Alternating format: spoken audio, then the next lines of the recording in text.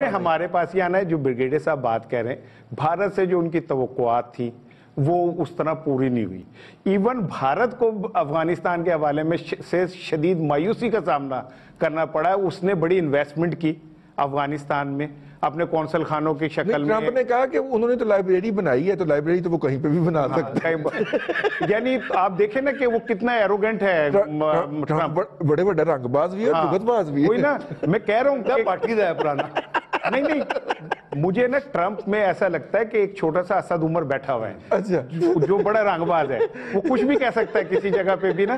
تو وہ اس نے دیکھے نا کتنی صفائی سے بھارت کو اس کی اصل شکل دکھا دی. لیکن سر یہی بات جو ہے نا بار بار مجھے پنچ کرتی ہے کہ دیکھیں پاکستان کو نہ بھارت قبول کرتا ہے نہ امریکہ کرتا ہے. اور اب صورتحال ایسی ہے کہ اگر اس خطے میں روس، چین اور پاکستان کا پیکٹ ہو جائے تو یہ اس خطے کا اور اس دنیا کا ایک مضبوط ترین بڑا ایک وہ اتحاد ہوگا. اس پہ آپ کو یاد ہے انیشیلی کام بھی کافی ہو چکا ہے.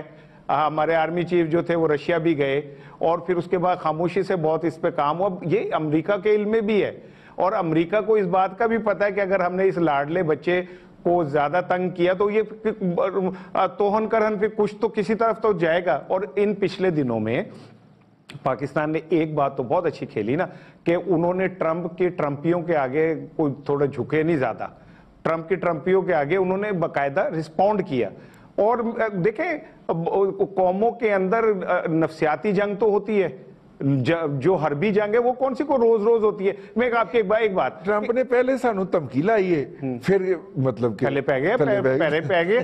اچھا ریزن کیا ہے کہ آگے سے ہمارے پاس بھی وزیر اعظم خان ہے، ٹھیک ہے نا، اس نے بھی آگے سے پھر اپنا پٹھانی جوش دکھایا. لیکن اگر ایک بندہ فون کرتا ہے اور فون کر کے میں ڈرنے ورنے والا نہیں، کمانڈو کو کہتا ہے کہ میں یوں کر دوں گا اور کمانڈو رکھ کے پسینے آ جاتے ہیں اور وہ اگلے لمحے کہتا ہے کہ جو یہ کہہ رہے ہیں کر دیں، پھر وہی ہوتا ہے جو ہمارے ساتھ ہوا. پھر ہم نے 70,000 اب واپسی کے وقت ویسا نہیں ہوگا. مجھے امید ہے انشاءاللہ. مجھے یہ امید ہے کہ ہماری قیادت اس بار سیاسی اور عسکری ماضی کی غلطی نہیں دہرائے گی. ہم اپنا حصہ نئی غلطیاں تو نہیں کرے گی. وہ کہے گا ماضی کی غلطی نہیں دہرائے گی، نئی غلطیاں کرے گی. نہیں، اللہ نہ کرے کہ وہ غلطیاں کریں. دیکھیں جی اس وقت ہماری جو صورتحال ہے نا معیشت کی، اس میں وہ فَبِأَيِّ آلَاءِ رَبِّكُمَا تُكَذِّبَانِ جو ہے نا، ہم واقعی بطور پاکستانی اگر کبھی سوچیں نا، اللہ ہمیں کتنے موقع دیتا ہے بار بار. ہم ڈوب رہے ہوتے ہیں اور ہمیں کوئی ایک موقع مل جاتا ہے. ہم تباہ حال ہوتے ہیں، ہمیں بہتری کا. وہ تو بدقسمتی ہمارے اوپر بیٹھے ہوئے لوگ ہیں جو عمران خان صاحب نے کہا کہ اشرافیہ جو بیٹھے ہوئے ہاں وہ انہوں نے کہا. لیکن میں یہ سمجھتا ہوں کہ عمران خان کا غصے میں کہا ہوئے جملے وہ اندر سے واقعی اشرافیہ کے خلاف ہے. یہ میرا یہ یقین ہے کہ وہ میں جتنا عمران خان کو جانتا ہوں. مجھے آپ پہ یقین ہے، اس لیے آپ نے کہا آپ کا یہ یقین ہے، ہمیں سب کو آپ پہ یقین ہے. میاں صاحب، شہباز میاں صاحب، یہ جو ہے اس وقت میں ایک تو یہ خدشہ بھی ہے کہ یہ ایسا ہو جائے.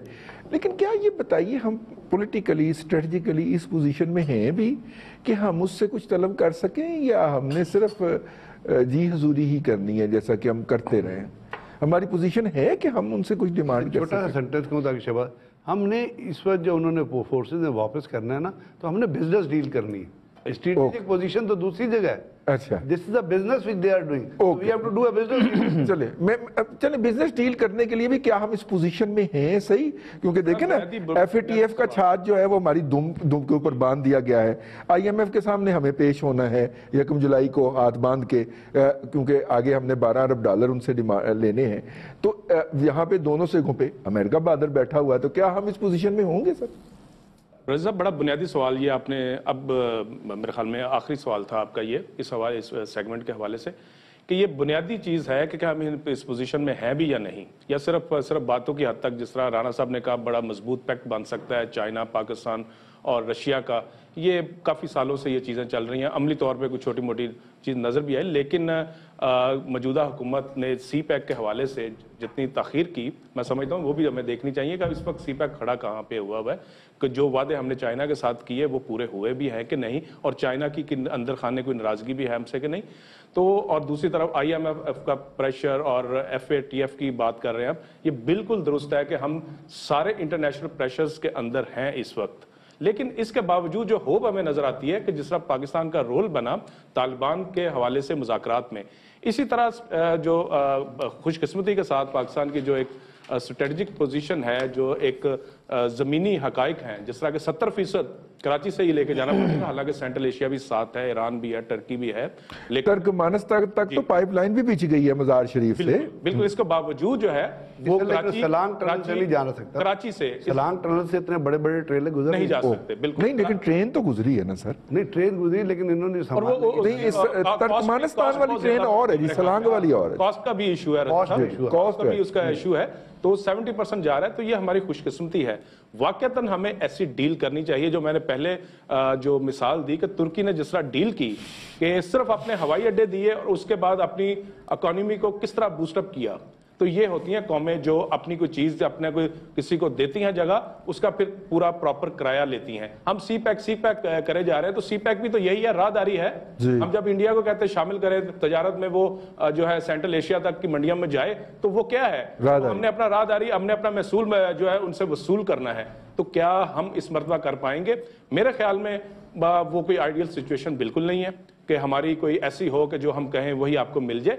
لیکن اب جس طرح ہم پھنسے ہوئے ہیں، ہمارے بہت سارے جو بالکل موقع کے ہوتے ہیں نا مسائل، وقتی جو معاشی ہیں، وہ جو ہے اس میں ہم یقینی طور پہ ہمارے لیے کوئی وقتی سا ریلیف ضرور ملے گا. اور میرے خیال میں جو ہمارا کیونکہ اس میں روڈ انفراسٹرکچر ہے، اس کے ساتھ ساتھ عسکری ادارے سارے انوالو ہوتے ہیں، تو کچھ ایک ریلیف ضرور سیکورٹی پرووائڈ کرنی ہوتی. سی ایس ایف فنڈ کی صورت میں ہمارا رکا ہوا تھا، ہمیں نہیں وہ پیسے ملے، تو وہ جو بقایا جات ہیں میرے خیال میں وہ ہمیں مل جائے تو شاید ہمارے کسی ایک شعبے میں بہتری آ جائے، عام آدمی کو شاید اس کا نہ فائدہ پہنچے. سی ایس ایف والے 2.5-3 ارب ڈالر تو ہے نا، 3.5 ارب ہے، 3.5 ارب ڈالر. ایک تاریخ کے حوالے سے ایک چھوٹی سی بات کہوں گا کہ جس وقت 9/11 ہوا تھا، 9/11 سے پہلے D G I S I was in America, جب وہ چیز ہوئی ہے تو سیکرٹری آف اسٹیٹ ان کے پاس گئے، 5 آپ کو یاد ہے تاریخی قسم کی ڈیمانڈ لے گئے.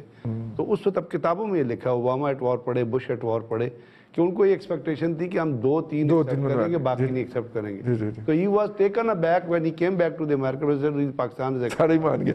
اچھا چلیے، ہم اتنی بری پوزیشن میں کبھی نہیں تھے. یہ ہم خود ہیں جو اپنے آپ کو کرتے ہیں. ہم آج بھی اتنی بری پوزیشن میں نہیں ہیں. ایک ایسی ہے جی چیز، کیونکہ میں پاکستان کی سوائل کا سن ہوں، اور پاکستان کی سوائل کے اوپر جو گندم لگتی ہے وہ میرے لوگوں کا بنیادی کھاجا ہے. اور گندم کے اوپر اپنی تاریخ کا سب سے بڑا اٹیک ہوا ہے گولڈ رسٹ کا. اور میں چاہ رہا ہوں آج میرے پارٹیسپینٹ تھوڑے سے اس کے حوالے سے بات کریں، کیونکہ سرکاری جگہ کے اوپر اس کا کہیں پہ کوئی ذکر نہیں ہے. اور کسان جو ہے وہ تقریباً جی پنجاب میں پورے پاکستان کی گندم کا 60% کاشت ہوتا ہے، اور اس 60% کے 80% حصے کے اوپر یہ آ گیا ہے. اور وہ گولڈ رسٹ جی وہ ایک سنہرے رنگ کا پاؤڈر ہے جو پودے سے جھڑنا شروع ہو جاتا ہے اور کھیت بھی سنہرا ہو جاتا ہے. لیکن اس کا نقصان یہ ہے کہ بیج جو ہارڈ ہونا چاہیے وہ ہارڈ نہیں ہو پاتا، وہ سافٹ رہتا ہے، اس میں آٹا نہیں بنتا، اور یہ آپ اسے بیماری کہہ دیں. اور اب یہ ڈیمیج از آلریڈی ڈن. ایسی صورت میں 1 ملین ٹن گندم ہم ایکسپورٹ کرنے لگے ہیں، آج کابینہ نے اپروول دے دی ہے.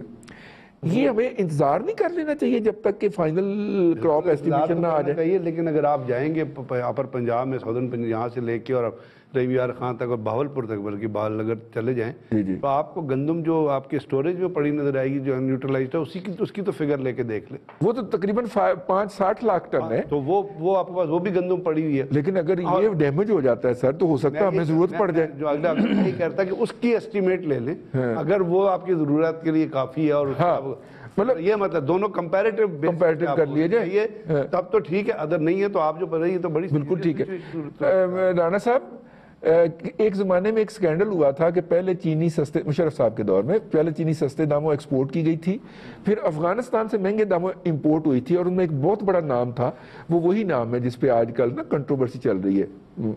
ٹھیک ہے کہ یہ کابینہ اجلاس میں کیوں آتے ہیں، تو وہ پھر اجلاس میں آتے ہیں. دیکھیں اس کو تو وزیر اعظم نے آج کلیئر کر دیا کہ میں بلاتا ہوں.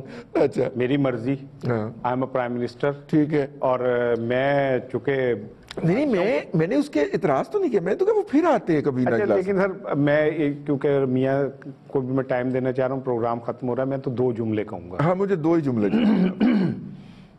جس ملک کے اندر सुप्रीम कोर्ट से सर्टिफाइड मुजरिम को ढोल ताशों के साथ और फूल फेंकते हुए घर तक लाया जाए और भंगड़े डाले जाएं, उसमें अगर एक मुजरिम विफाकी काबीना में बैठ जाएगा तो वो भी सुप्रीम कोर्ट का ही है वैसे। मैं वही कह रहा हूँ, जो उसमें क्या फर्क पड़ जाएगा? ठीक है, क्या फर्क पड़ जाएगा? फिर ठीक है, सारे एक ही पाकिस्तान में सारे एक जैसे। सारे एक जैसे। जी मियां शहबाज।